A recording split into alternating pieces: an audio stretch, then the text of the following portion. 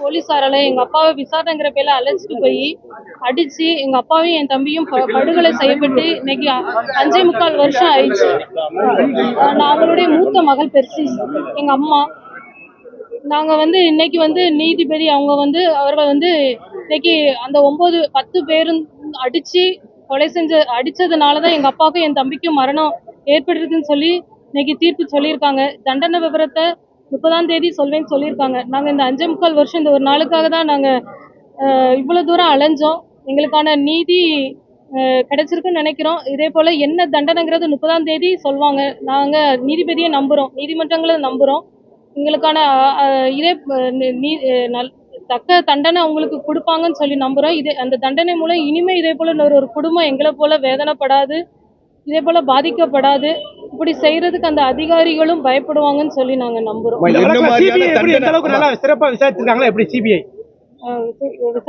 அவங்களுக்கு 9 பேருக்கும் என்ன விதமான தண்டனை கிடைக்கணும்னு நீங்க எதிர்பார்க்கறீங்கம்மா? ஒரு மகளா, ஒரு சகோதரியா எப்படி எதிர்பார்க்கறீங்க?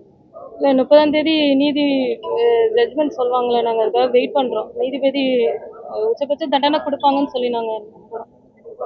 அவங்க இழப்புனால உங்க குடும்பம் எந்த மாதிரி பிரச்சனைகளை நீங்க சந்திச்சிட்டு இருக்கீங்க? உங்க பொருளாதார ரீதியா உங்க குடும்பம் எப்படி இருக்கு? எங்க அப்பாவும் என் தம்பியும் அன்பு இல்ல. டெய்லி எங்க அப்பாவும் என் தம்பியும் எங்க கிட்ட பேசிட்டு இருப்பாங்க. காலையில, மதியம், நைட்டு. நாங்க 3 பொண்ணுங்ககிட்டயும் எங்க அப்பா 3 பேருக்குமே மாறி மாறி பேசுவாங்க.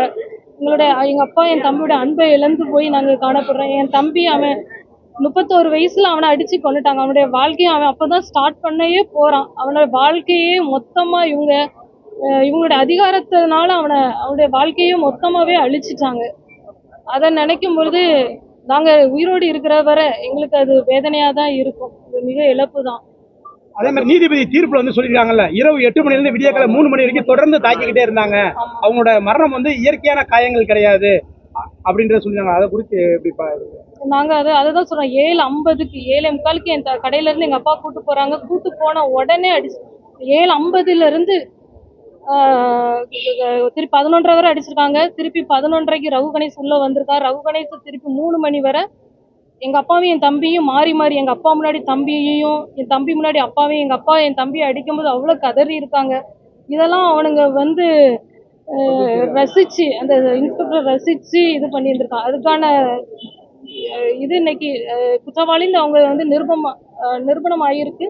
தண்டனை கண்டிப்பா உச்சபட்ச தண்டனை நீதிபதி கொடுப்பாங்கன்னு நாங்க நம்புறோம். அதே மாதிரி இந்த வழக்குல குறிப்பா இவங்க 2 பேரும் அடிக்கிறதுக்கு நம்ம ட்ரைனிங் கிடைக்கிறதுக்கு சிக்கிருக்காங்க, அப்பா அம்மா சிக்கிருக்காங்கன்றதுல நீதிபதிகள் அந்த தீர்ப்புல சொல்லிருக்காங்களா? அதை சொல்லுங்க.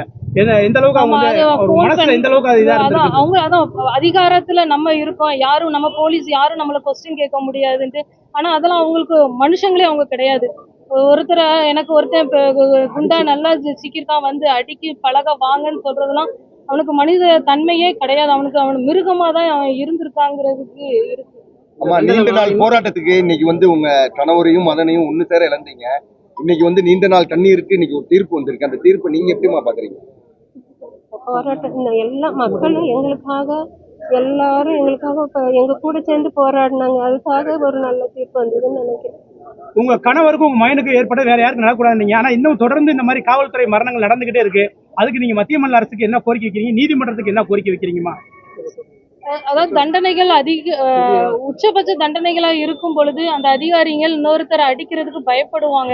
ஏன்னா இப்போ அவங்களுடைய குடும்பங்களும் சஃபர் தான் ஆக போகுது. அப்போ அதை மத்தவங்க யோசிப்பாங்கல்ல. அப்போ இதே போல நம்மளுக்கும் தண்டனை கிடைக்கும், நம்மளும் நீதிபதி என்ன தண்டனை கொடுக்க போறாங்கன்னு தெரியல. அந்த உச்சபட்ச தண்டனைகள் கிடைக்கும் பொழுது அவங்களுக்கு அந்த பயம் வரும். ஒருத்தரை அந்த மிருகத்தனமா அடிக்கவோ பண்ண மாட்டாங்கன்னு சொல்லி நம்புறோம். அப்படிப்பட்ட தண்டனை கொடுக்கணும்னு சொல்லி நாங்க இந்த தண்டனையை முன்னாடியே வழங்கியிருக்குன்னு நினைக்கிறீங்களா?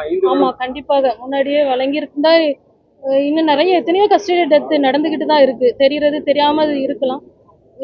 இப்படிப்பட்ட இதங்கள் நடக்காம இருக்குன்னு சொல்லி நாங்க நினைக்கிறோம். இந்த வழக்கு ஏற்கனவே சிபிசிஐடி விசாரிச்சுட்டு இருந்தாங்க. நீங்க தான் உயர்நீதிமன்ற மதுரை கிளை போய் இதை சிபிஐ விசாரிக்கின்றத மனு தாக்கல் செஞ்சு இப்ப சிபிஐ விசாரணை நடத்தி இப்ப சொல்லியிருக்காங்க.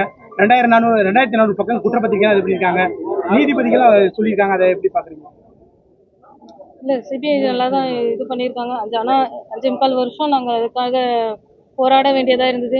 எங்களோட எல்லா மக்களும், நாங்க மட்டும் இல்ல, இந்த தமிழ்நாட்டில் உள்ள எல்லா பொதுமக்கள், ஏதாவது எங்க வீட்டுல உள்ள இழப்புன்னு மாதிரி அவங்க நினைக்கல. யாரோ ஒருத்தவங்க இல்ல, ஒவ்வொருத்தருமே அவங்க வீட்டுல இழந்த மாதிரி அவ்வளோ அழுதுருக்காங்க எல்லாருமே. அந்த வீடியோவோ என் தம்பியோட எங்க அப்பாவோட வீடியோ பார்த்து அழாதவங்க யாருமே இல்லை. அது அந்த இது எல்லாருடைய உணர்வுகள் போராட்டங்கள் வந்து தீர்ப்பா வெளிப்பட்டிருக்கு. இந்த 5 ஆண்டுகள உங்களுக்கு அழுத்தம் இது மிரட்டல் அப்படி எதுவும் வந்தது இல்ல அப்படிலாம் இல்ல, அதுல மிக முக்கியமா பெண்ணிக்ஸ வந்து ஒரு இரவுல 200 முறை பின்பக்கமா தாக்கினதா நீதிபதி குறிப்பிட்டிருக்காங்க. அவங்க வந்து உறவினர்கிட்ட அதை சொல்ல போகுது. அந்த இந்த அளவுக்கு கொடூரமா தாக்குறதுக்கு ஏதாவது முன்விரோதமா அந்த மாதிரி அப்படிலாம் எதுவுமே இல்லை. எங்க அப்பாவும் என் தம்பியும் எந்த குற்றமே செய்யல. எங்க அப்பாவை விசாரணைன்னு கூட்டு போனா விசாரிக்கிறவங்க எப்படி விசாரிக்கணும்? கூட்டு போன உடனே அடிச்சதுனாலதான் இப்ப ஒரு தகப்பனை வந்து மகன் முன்னாடி அடிக்கும்போது நம்ம கேட்க மாட்டோமா? எங்க அப்பாவும் எந்த தப்பும் செய்யல. அப்ப அவன் கேட்கறதுல நம்மளுக்கான உரிமை தானே அது. அதான் அவங்க அதிகாரத்துல இருக்கோம், போலீஸை எடுத்து பேசுவியா அப்படிங்கிற ஒரு காரணத்துக்காகவே பாலகிருஷ்ணன்லாம் நீ அடிக்கும்போது சொல்லியே அடிச்சிருக்கான். நீ செத்தா சாவு, நான் என் சொத்தை வித்துனாலும் நான் வெளியே வந்துருவேன் அப்படிங்கிற வார்த்தையெல்லாம் அவன் சொல்லியிருக்கிறான். இன்னொருத்தன் சொன்ன மாதிரி ஒருத்தன் நல்லா ஃப்ரெஷ் பீஸா கிடைச்சிருக்கான், அடிச்சு பழகலாம் வாங்க. அப்போ இவங்களுடைய மனநிலைமை எவ்வளவு ஒரு கொடூரமான மனநிலைமை. தனக்கும் தன மனைவி பிள்ளைங்க இருக்காங்களா, அதே போலதானே அடுத்தவங்களுக்குங்கிற எண்ணங்கள் இவங்களுக்கு கிடையாது. கொடூர மனமே மொத்தமா கொடூரமா கொடூர மனம் அந்த மனித தன்மையே இல்ல. நன்றிமா.